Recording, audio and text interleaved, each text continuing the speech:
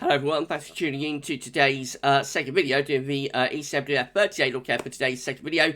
So we'll be looking at mean sea level pressure, 500 millibar height, temperature and precipitation anomalies for the next 4 and also 6 weeks for UK and for the rest of Europe as well for this one. This is our 30-day / 6-week European outlook. I shall get on with that for you in a second. Just say that the first video this day was our 7 AM forecast, and we've also released a 10 to 14 day as well. That does include all of the regular features. So please like, share, subscribe on all of the videos. Search for doing that. Thank you so much to ECMWF.int for supplying the charts. Right, I had to go at this a moment ago, and the website wasn't running very well, so I had a job loading up the charts. So we'll see how we get on with this next recording. So this is the week 1 mean sea level pressure anomaly, taking us through this week, the 2nd through to the 9th of August. Looking quite unsettled, actually, in the weekend across much of northern, central, west Europe, with quite a bit of low pressure in control. We have got higher pressure, though, on the eastern side of Europe, and that's drawing up heated cores into this eastern and southeast part of Europe, so heat wave goes on there. But most of Europe actually looking rather cool and unsettled in the week ahead. This is how the 500 millibar height anomaly looks for week 1, again, from the 2nd to the 9th of August.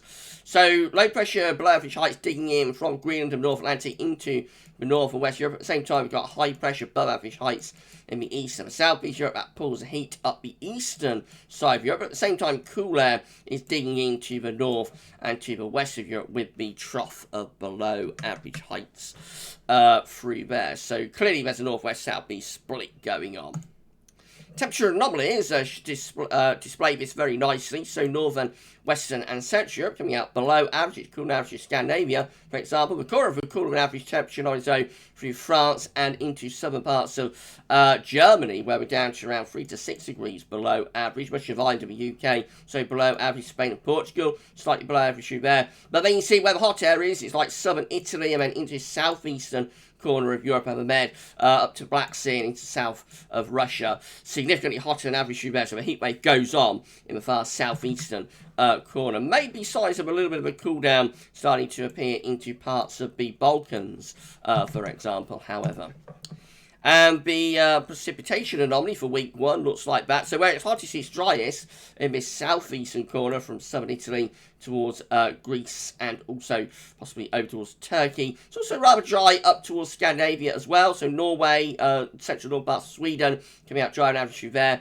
But wetter than average from the UK and Ireland, France in west, way over to west of Russia in the east. So there is a swathe of much wetter than average conditions where it's cool and unsettled. Central part of the Med looking a little bit drier than average, perhaps in some areas, but also risk of some hit and miss showers and storms. I think it could extend back in towards southeastern parts of Spain. Portugal also looking rather unsettled. Right, so that's week 1 done. Let's have a look at week 2. This is going to be from the 9th through to 16th of August.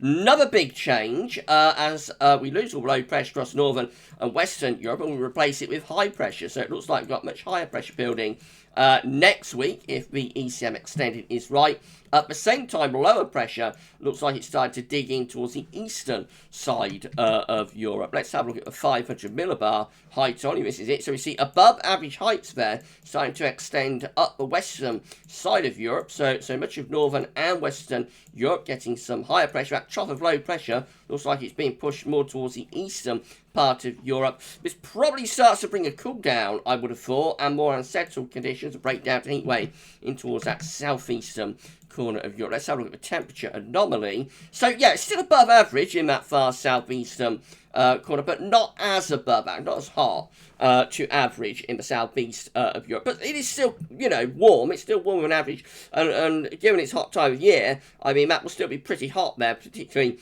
through parts of Greece. Northern Europe also looking warmer than average now. So we've got Ireland, UK, most parts of Scandinavia going warmer than average, and into northeast Europe as well. Still a swathe of cooler than average weather from France all the way over towards the Ukraine. Spain also becoming rather hot over the central bowl of the Med, and even into Italy, looking a little bit cooler through there. Southern parts of Italy also starting to cool down. The precipitation anomaly shows drier than average conditions appearing on this western side of Europe. So yes, we're definitely turning drier on the western side of Europe as that high pressure builds in. You expect to turn drier, indeed it is. But over on the eastern side of Europe, it's still rather unsettled through there with some above average rainfall.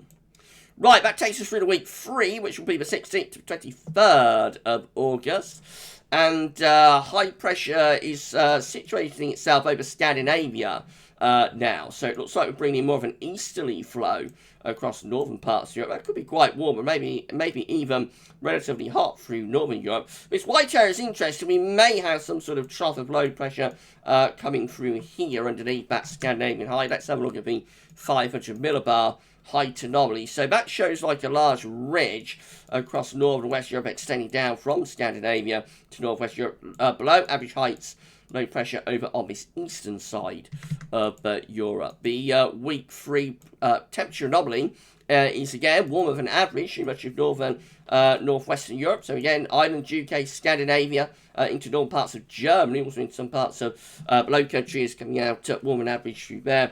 Much of southern Europe also looking rather warm, and then we have cooler than average conditions here over on the far eastern side of Europe, something a little bit cooler down towards some parts of Spain and Portugal as well. But again, bear in mind that's an anomaly to average, so it will still be pretty warm through there. And then we have near normal temperature anomalies through this central sway from France over towards southern Poland, for example.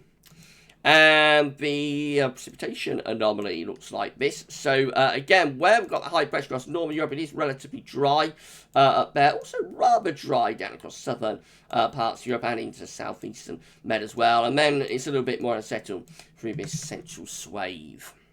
But again, the anomalies are weakening at this point as we're going further out.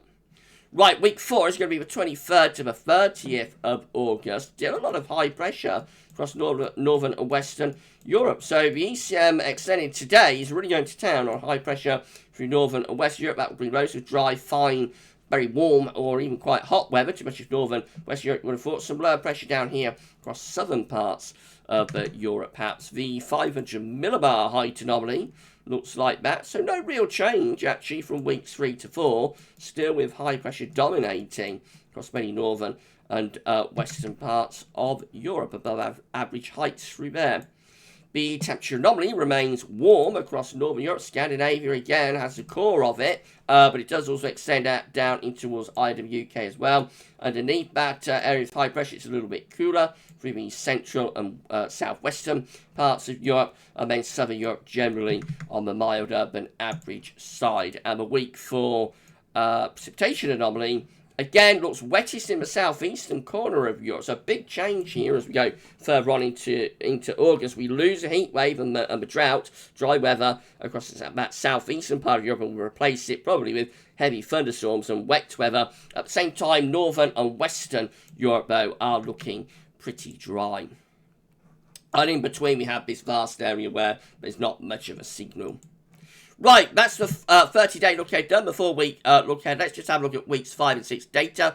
So this is the week 5, mean cell pressure only from the 30th of August to the 6th of September. Still hints of high pressure, actually, across west parts of Europe, but maybe starting to break down and weaken a little bit. Otherwise, not that much of a signal for week 5 into the beginning of September. Still be above average heights, centred around Ireland and the UK. Again, otherwise, it's a weakening signal. Temperature anomalies into the first week of September. Still looking a little bit warmer than average through the far north and west Europe. Cooler than average over on the eastern side of Europe, for the central and eastern parts of Europe, and still pretty warm down across southern Europe. And the week 5 precipitation anomaly is still a little bit drier than average across the far west of Europe, still a little bit wetter than average in that east and southeast part of Europe.